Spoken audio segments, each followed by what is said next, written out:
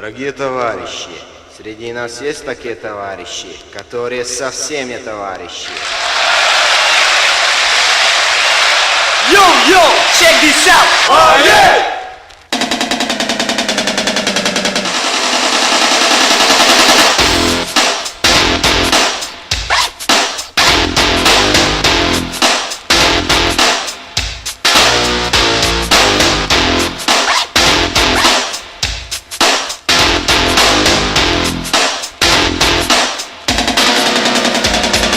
Nem tudom, hogy miért utálok, talán azért, mert ismerem a mamádat. Oh yeah. Férjed abszolút nem érdekel, a gyerekemet helyettem is vezekel. Ty jsme vyšli na tu výšku, bylo mi těžko v bříšku. Andělíčku, můj strážníčku, opatruj mi mou dušičku. Szczebrzeszynie, chrząszcz brzmi w czynie i Szczebrzeszyn z tego słynie. Długo pyta panie chrząszczu, Czemu pan tak brzęczy w gąszczu?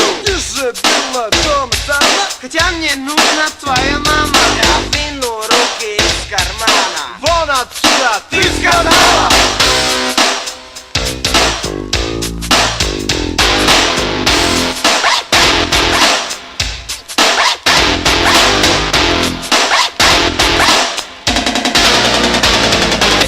Posle ty zvi popustila.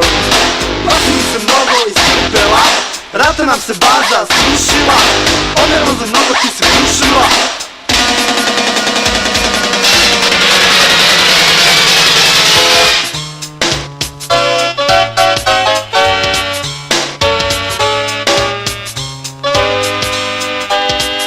Ajmo Česi i Mađari i Poljaci i svi stranci, zapevajmo svi pesmu o Zemunici.